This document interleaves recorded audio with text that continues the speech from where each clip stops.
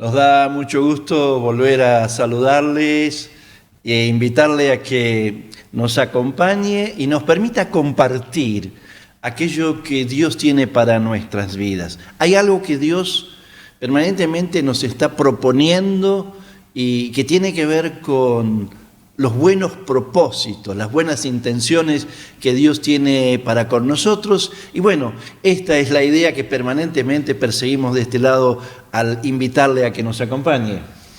Exacto, le agradecemos que una vez más nos permita entrar allí en su hogar y compartir esta media hora. Usted sabe que me sorprende en distintos lugares cuando me toca ir a trabajar la cantidad de gente que me sigue comentando, que mira el programa y que está siempre ahí atenta al otro lado. Qué bueno. Enviamos un fuerte abrazo a estos amigos que allí están dándonos la información, la contraparte nos hace bien y reciban nuestra bendición.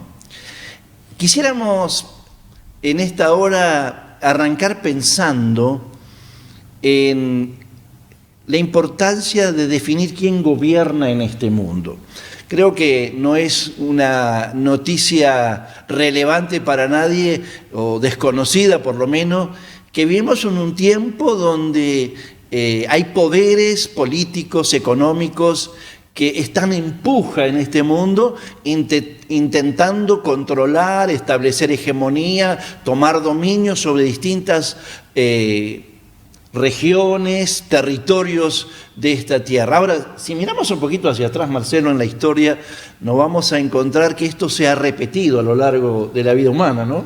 Exactamente, o sea, la intención de los seres humanos por naturaleza es de tratar de ejercer, tener controlado a la mayor cantidad de cosas posible, ¿no? Llega hasta a ser un problema muchas veces. Sí. Personas que llevan eso a un perfeccionismo que los mantiene alterados constantemente. Ahora, históricamente, como usted decía, esto fue una obsesión para mucha gente y tenemos varios personajes a los que podemos referirnos, como por ejemplo el Imperio Persa, Ciro, Alejandro Magno, Julio César, Napoleón, mucho más acá en el tiempo, que pudieron conquistar muchas veces a través de operaciones militares, por supuesto, grandes, vastos territorios a los que ellos podían ejercer control, ¿no?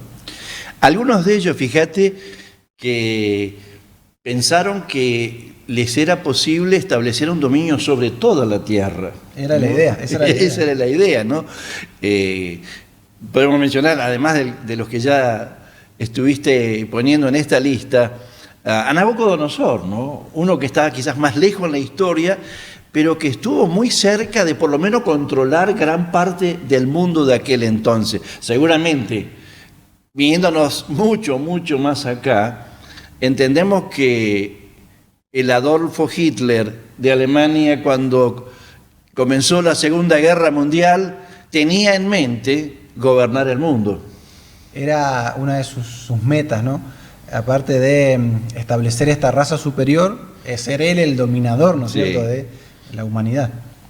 Ahora, cuando Jesús viniera a esta tierra, fíjate vos, cuando comienza su ministerio, el mensaje que empezó a salir de su voz, de su boca, era precisamente que venía a instalar sobre esta tierra un reino. El evangelista Marcos definiría en una frase, nos resumiría el mensaje que Jesús anunciaba por aquellos días en una frase, diciendo: el tiempo se ha cumplido y el reino de Dios se ha acercado, arrepiéntanse y crean en el Evangelio. Esto está en Marcos capítulo 1, versículo 15. Y Jesús, asimismo, más adelante, se define él mismo como un rey elegido por Dios que venía a esta tierra a establecer un reino de alcance mundial. Que justamente creo que yendo a esa parte histórica en que usted mencionaba, los judíos en ese entonces, en tiempos de Jesús, estaban bajo el dominio del Imperio Romano y muchos de ellos esperaban ese Mesías prometido, profetizado, que viniera justamente a plantar cara al Imperio Romano. O sea, ellos esperaban un rey que trajera un movimiento revolucionario a nivel político, y eso fue lo que los descolocó, ¿no? Jesús vino a decir, no, yo soy alguien que vengo mansamente en un burrito a traer un reino que es espiritual. El reino de Dios viene a la tierra no a ejercer un poder político, sino a traer transformación a las vidas desde adentro hacia afuera. Exactamente. Y fíjate que esa propuesta, ese sentir que había en el pueblo de Israel de que debería venir un nuevo rey, está muy relacionado con Jesús. Cuando él nació en Belén, llegaron unos sabios de Oriente que realmente no eran judíos, no eran del pueblo de Israel, pero la pregunta era, ha nacido un nuevo rey y queremos conocerlo. ¿Dónde está? Claro, esto trajo un gran revuelo, ¿no? Porque Herodes, el rey por aquellos días, no le gustó ni cinco que haya nacido un nuevo rey en su territorio. Ahora, lo cierto es que a través del desarrollo del ministerio de Jesús, inclusive en más de una ocasión, la gente cuando veía los milagros, las señales, la multiplicación de los panes, en más de una ocasión encontramos registrado en el Evangelio que luego de ver esos hechos extraordinarios lo querían coronar rey, ¿no? Y él se escapó y nunca aceptó esa propuesta. Exactamente, ¿no? Decían, ya no trabajamos más, tenemos quien nos multiplique, alguien que consiga unos poquitos panes y peces y solucionado el problema. Sí. Él vino a establecer un reino que ha transformado el mundo, que ha dividido la historia. De hecho, hoy buscando, investigando un poco sobre estos personajes, estos imperios, todos ellos se definen en antes de Cristo, tantos años antes de Cristo, hasta tal etapa, sí, o después de Cristo. Jesús fue el que dividió la historia y Él fue el que vino a implantar la idea original de Dios, de tener a la humanidad cerca, ese reino. Estas personas, lo hablábamos un poquito antes de comenzar a grabar, tuvieron un tiempo de conquista, un tiempo de apogeo, un tiempo de conquistar y avanzar, después un tiempo de declive y estos reinos desaparecieron. Muchos de ellos hoy ya ni existen. Sí. Pero Jesucristo no. Él vino y cambió la historia. Exactamente. Es un tema largo y tiene muchos aspectos que nos gustaría seguir conversando. Pero si te parece, vamos a ver un video de Jesús dialogando con sus discípulos y planteándole justamente la necesidad de elegir vivir en su reino y algunas de las características que Jesús plantea de ese reino que Él vino a proponernos.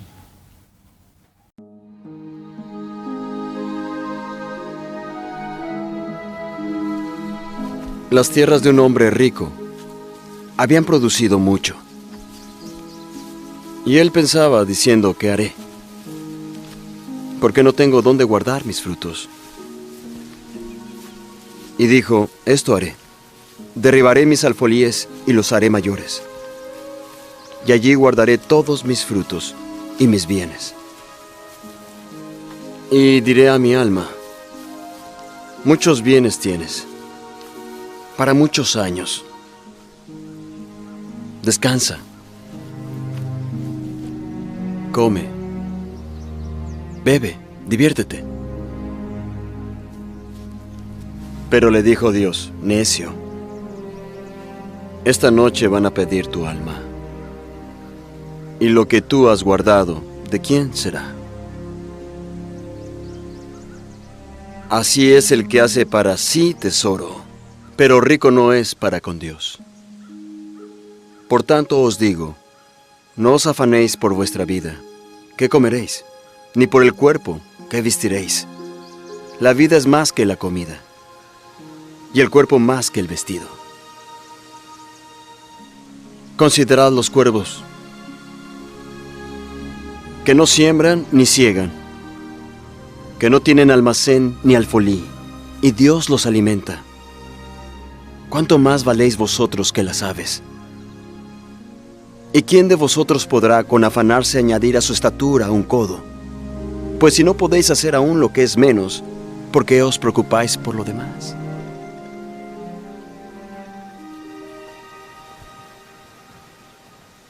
Considerad los lirios, cómo crecen. No trabajan ni hilan, pero os digo que ni aun Salomón, con toda su gloria, se vistió como uno de ellos.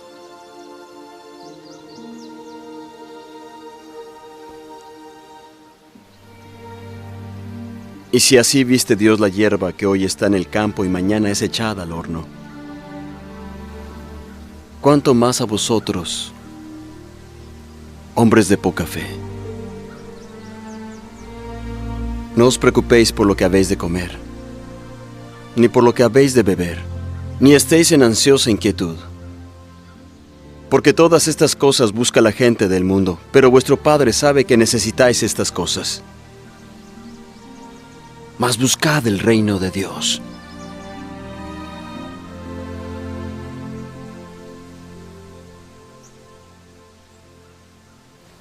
Y todo esto os será añadido.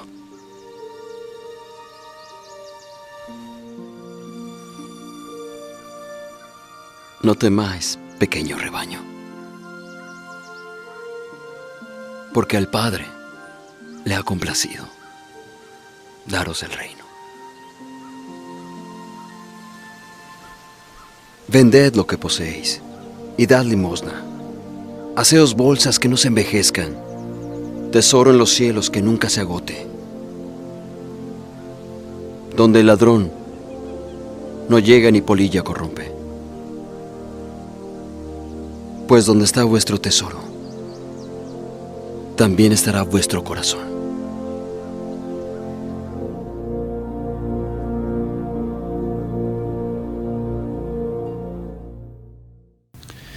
Veíamos entonces este diálogo distendido que Jesús tuvo en determinado momento de su ministerio con sus discípulos, con quienes llegarían a ser luego los apóstoles. Y es interesante, Marcelo, cómo comienza este tiempo de diálogo. Dos hermanos se estaban peleando por una herencia y vienen a Jesús para que Él dirima la situación y les diga quién tenía la razón, a quién le correspondía la herencia. Y Jesús le dice: muchachos, yo vine a ser rey, pero mi gobierno pasa por otro lado. Y justamente dice allí una frase que a mí siempre me llamó la atención y me desafió cuando dice: porque la vida del hombre no consiste en la abundancia de los bienes que posee.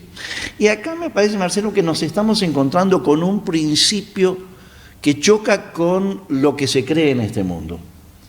Otro de los flagelos que sufre la humanidad desde tiempos inmemorables, ¿no? El afán, el amor al dinero, tanto así como hablábamos antes de ese afán por el control y de tener seguridad, ¿no? Acá Jesús plantea la disputa entre estos hermanos y Él cuenta una historia, ¿no es cierto? Usted ya lo acaba de ver. Alguien que decía: bueno, ya tengo suficiente para vivir el resto de mi vida, ahora solamente me voy a dedicar a disfrutar, lo que no está mal, no tenemos la prohibición de pasarla bien. Ahora, poner nuestro corazón, colgarlo en las riquezas, es algo que siempre nos va a traer problemas. El amor al dinero es el origen de todos los males, dice la palabra de Dios. Entonces, acá Jesús plantea que no podemos refugiarnos en eso, sino que hay una solución mejor, ¿no? Probablemente una de las cuestiones de las verdades que aquí necesitamos subrayar es: se sugiere, se piensa desde los gobiernos y desde los distintos espacios de poder en esta tierra, que el problema más grande del ser humano pasa por lo económico, por las carencias materiales, que son importantes, que necesitan ser suplidas, no nos caben dudas. Pero ¿es acaso ese el problema más grande de la humanidad? ¿Es eso realmente lo que ocasiona que el mundo esté viviendo en las condiciones actuales? Y Jesús dice: no, el problema más grande del ser humano no es su situación económica, aunque está afectada, su incapacidad de comprender o su falta de conocimiento y otras cuestiones que por allí hoy se las mira como las razones por las cuales el ser humano vive como vive. Y Jesús dice: el problema del ser humano está en el corazón. Y es allí donde Dios quiere comenzar a trabajar. Recién me recordaba algo mientras le escuchaba hablar. En determinado momento a Jesús le van con una pregunta: ¿eres tú el Mesías? ¿Eres el rey que había de venir? Y Jesús le da una respuesta invitándoles a quedarse. Quédense a mirar. Y dice: En esta reunión, cuando ya termina, ¿no?, le dice, vayan y respondan a quien les envía a preguntar, que los cojos andan, que los ciegos ven, que los sordos escuchan, que los muertos reciben vida nuevamente y que a los pobres les es anunciado el Evangelio. Hay una contraparte muy clara, cuando el ciego puede ver, cuando el que no podía caminar ahora camina. Ahora, que los pobres sean enriquecidos sería, en una visión humana, la solución. Acá lo que dice, a los pobres les es anunciado el Evangelio. Para que una persona cambie su manera de vivir, necesita recibir esta noticia, recibir el reino de Dios. A ese Jesús que viene a solucionar el origen del problema, que no está afuera, sino que está adentro, ¿no? Exactamente. Lo que Jesús expresa claramente y de manera reiterada es esto, precisamente. Dios nos propone vivir bajo su gobierno, y ese gobierno Él lo establece o lo vuelve a establecer, si podemos redefinirlo mejor, a partir de la presencia de Jesucristo en nuestras vidas. Y realmente cuando Jesucristo viene a nuestras vidas, puede limpiar nuestro corazón con su sangre, con su sacrificio, que es algo espiritual.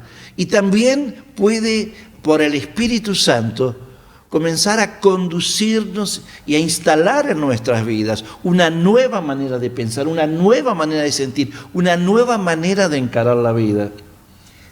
Me parece interesante poner un ejemplo, ¿no es cierto? Este Jesús que viene nos propone que su gobierno esté en nuestro corazón, ¿no? Entonces, eso es como cuando nosotros entramos a determinado lugar, venimos caminando de noche en la oscuridad, llegamos a un lugar donde hay luz y nos damos cuenta que nuestra ropa tiene manchas, que estaba sucia. Pero ¿y cómo antes no nos dimos cuenta? Claro, es que ahora nos acercamos a esa luz, tenemos la posibilidad de ver más en detalle. Cuando nosotros nos acercamos a Cristo, también es normal y lógico que comencemos a ver cosas que tenemos que cambiar. Pecados que antes no nos damos cuenta, pero esto yo lo hacía y había sido que estaba mal. Entonces, ese Jesús tiene que ayudarnos a ver aquellas cosas que debemos cambiar en nuestro corazón. Y nosotros tenemos que darle el permiso, ¿no es cierto?, la disposición de que esos cambios sean hechos. Exactamente. Jesús tuvo discusiones, en algunos casos bastante acaloradas, con algunos de los líderes judíos de aquel tiempo, precisamente porque tenía una visión diferente de dónde estaba el verdadero problema del ser humano y cómo solucionarlo. La religión de aquellos días se cifraba en una purificación ritual, donde consistía en lavarse las manos, en tener un montón de ritos con los cuales se proponía limpiar la vida del ser humano y estar presentable delante de Dios. Jesús no llevaba a cabo, no tomaba en serio esos ritos, y esos eran los problemas que algunas veces le ocasionó. Porque Jesús decía, la mentira, el odio, los malos pensamientos, la calumnia, el orgullo, la avaricia, los robos, el odio, la envidia, no están afuera, dice. No son un problema que se suscitan en la sociedad, sino están dentro del corazón humano. Y allí está la raíz que hay que solucionar. Y entonces precisamente cuando Jesús dice, yo vengo a establecer un reino de transformación, de cambio y de vida, es porque Él quiere venir a nuestras vidas y tiene el poder de transformarnos desde adentro. ¿Y cuántos testimonios pueden haber, ¿no es cierto? Sí. En nuestra propia vida, las distintas dificultades que enfrentábamos, que seguimos teniendo, ¿no es cierto? Luchas, pruebas, momentos de dificultad en nuestros días. Ahora, podemos ver que con Jesús todo es diferente. Sí. Enfrentar la vida, las luchas, teniendo en cuenta que nuestro Dios está de nuestro lado, que ese Jesús que vino y que dijo, buscad primeramente el reino de Dios y su justicia, y todo lo demás va a venir por añadidura. O sea, nosotros podemos ver hoy que ocupándonos de Él, ocupándonos de ponerlo a Él en primer lugar, todo lo demás se va a ordenar en su justo sitio, ¿no? Sí. A propósito de lo que vos decías, de experiencias, de testimonio. Largos podríamos ser en esta hora si reconocemos y contamos experiencias de personas que llenas de odio, llenas de culpa y de tantas otras cosas, de pronto la presencia de Jesús en sus vidas, permitiéndole perdonar, dándole la facultad para depositar sus cargas, sus culpas y tantísimas otras cuestiones sobre Jesucristo, encontraron que era posible vivir una vida diferente, comenzar a responder al entorno de otra manera. Y la invitación sigue en pie. Jesucristo sigue siendo un rey y estableció un reino que han pasado 2000 años y sigue creciendo y extendiéndose. Y llegará un día donde será pleno sobre la tierra. Pero en este tiempo es posible que juntos le podamos decir, si usted así lo desea, que desearía renovar un compromiso con Jesucristo para que Él comience a guiar su vida. Poderoso Dios, aceptamos lo que dice tu palabra, que Jesucristo vino a establecer un reino de transformación, de cambio, de paz, de gozo y de libertad plena. Poderoso Dios, queremos que la forma en que tú nos propones se cumpla en nuestra vida. Entra en nuestro corazón, entra en mi corazón, Jesús, como un Dios poderoso que ha vencido, que ha resucitado, que reine en todo el universo, pero que puede venir a transformar en esta misma hora mi alma, sacando la soledad, el odio, la amargura, las ideas de muerte, la opresión espiritual en la que he vivido hasta este momento. Jesucristo establece un dominio de sanidad, de libertad y de vida en mi corazón y a través de mi vida en mi entorno. Creo en tu poder, creo en tu victoria. En el nombre de Jesús. Amén. Amén. Les agradecemos que haya compartido este tiempo con nosotros. Para terminar, tal vez nosotros hablando de que varias personas han extendido su dominio, su soberanía, remarcar que el único soberano del universo es Dios. Sí. Tal vez usted pueda decir, o personas que usted escucha en la calle, decir, pero entonces ¿por qué hay tanta maldad? ¿Por qué hay tanta violencia, tanta injusticia? Todo eso tiene una fecha límite.